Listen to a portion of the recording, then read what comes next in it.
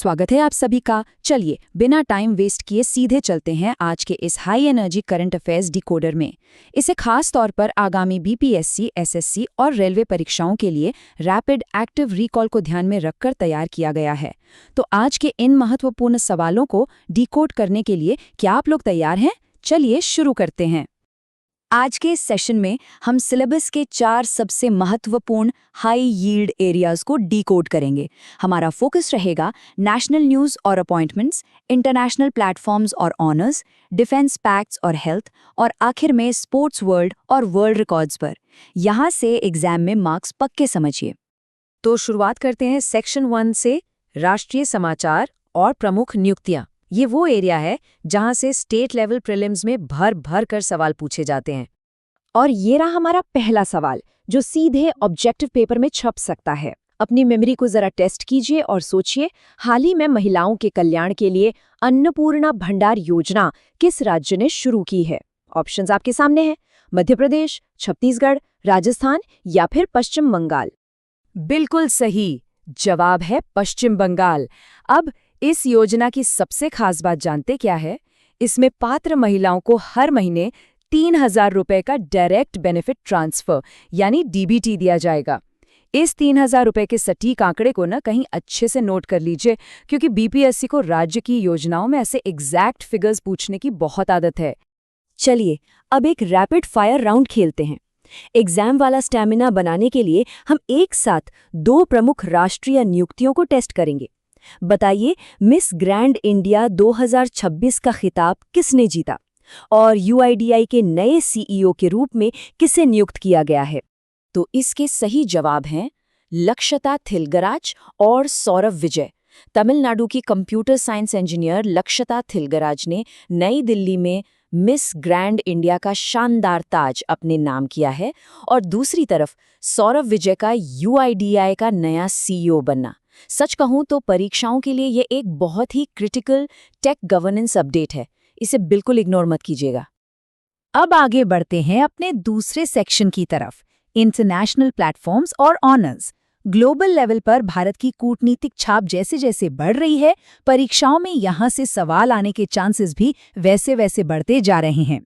BRICS सम्मेलन आप जानते ही हैं, किसी भी कॉम्पिटिटिव सिलेबस का एकदम परमानेंट हिस्सा होते हैं। तो सोचकर बताइए, 2026 के ब्रिक्स विदेश मंत्रियों की बैठक कहाँ आयोजित की गई थी? नई दिल्ली, बेंगलुरु, चेन्नई या भोपाल? अपना जवाब जल्दी से दिमाग में लॉक कर लीजिए। और इसका सही जवाब है नई दिल्ली।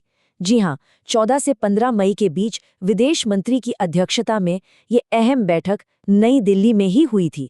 और ये बैठक इस बात का बहुत ही बेहतरीन उदाहरण है कि ग्लोबल साउथ में भारत अपनी लीडरशिप की भूमिका को किस तरह लगातार मजबूत कर रहा है। अब देखिए, प्रधानमंत्री को मिलने वाले जितने भी राजकीय सम्मान होते हैं ना, वो एग्जाम के लिए हाई प्रोबेबिलिटी वाले क्वेश्चन होते हैं। तो बताइए, हाल ही में किस यूरोपीय देश ने प्रधानमंत्री मोदी को अपने सर्वोच्च सम्मान grand cross of the royal Norwegian order of merit से सम्मानित किया है? नाम से ही आपको थोड़ा हिंट मिल गया होगा। सही उत्तर है नॉर्वे। वहां के राजा किंग हेरल्ड पंचम ने खुद उन्हें ये सम्मान दिया है। लेकिन यहाँ सबसे ज़रूरी पॉइंट जो आपको याद रखना है वो है नंबर 32। जी हाँ, ये प्रधानमंत्री मोदी को मिलने वाला 32वां सर्वोच्च अंतर्राष्ट्रीय सम्मान है। ये 32 का आंकड़ा आपके एग्जाम के लिए बहुत बहुत अहम है। अंतर्राष्ट्रीय संबंध आजकल बहुत तेजी से बदल रहे हैं। अब इसी से जुड़ा ये सवाल देखिए, हाल ही में इजराइल ने संयुक्त राष्ट्र की कितनी एजेंसियों से खुद को अलग कर लिया है? 5, 7, 8 या 9?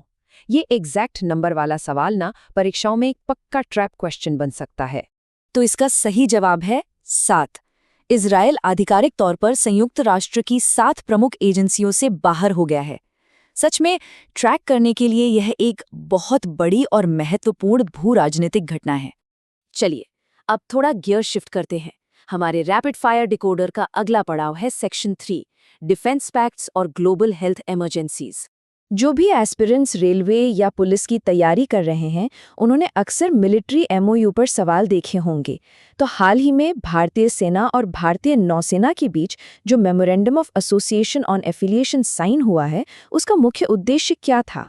इसका सीधा सा जवाब है इंटर सर्विस कोऑपरेशन, यानी दोनों सेनाओं के बीच आपसी सहयोग को सुनिश्चित करना।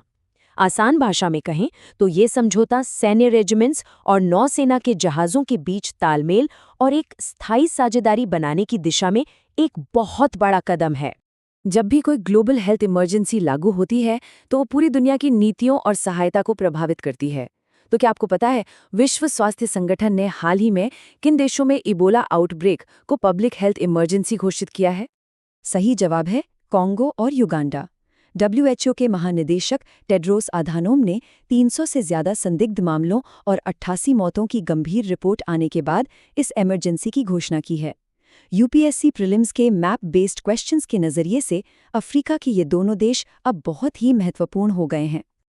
और अब हम आ गए हैं अपने आखिरी सेक्शन पर।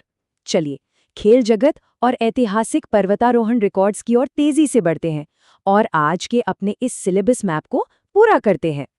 माउंट एवरेस्ट के रिकॉर्ड्स तो हमेशा से क्लासिक ट्रिविया रहे हैं। देखते हैं आप लोग इसे कितने अपडेटेड हैं।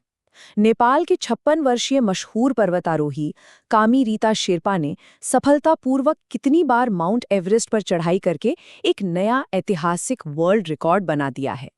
33, 34, 32 या इनमें से कोई नहीं? और सही जवाब है 32 बार। मतलब ये अपने आप में एक अविश्वसनीय और बहुत बड़ी ऐतिहासिक उपलब्धि है। कामी रीता शेरपा ने 8,848 मीटर ऊंची इस चोटी को 32 बार फतह कर लिया है। ये शानदार रिकॉर्ड तो आपको हर हाल में याद रखना है। चलिए आज के इस एक्टिव रिकॉल को एक स्पोर्ट्स डुअल चैलेंज के साथ खत्म करते हैं। इसमें हम 2 चीजें कवर करेंगे, एक इंटरनेशनल टेनिस टूर्नामेंट और दूसरा एक प्रमुख इवेंट जो हमारे भारत में ही आयोजित हुआ। एशियन वेटलिफ्टिंग चैंपियनशिप 2026 में भारत ने कुल कितने मेडल जीते और इटालियन ओपन 2026 का खिताब किसने अपने नाम किया? तो देखिए गुजरात के गांधीनगर में 44 साल बाद आयोजित हुई इस एशियाई भारोत्तोलन चैंपियनशिप में भारत ने शानदार प्रदर्शन करते हुए कुल 10 पदक जीते, जिसमें 1 सिल्वर और 9 ब्रॉन्ज शामिल हैं।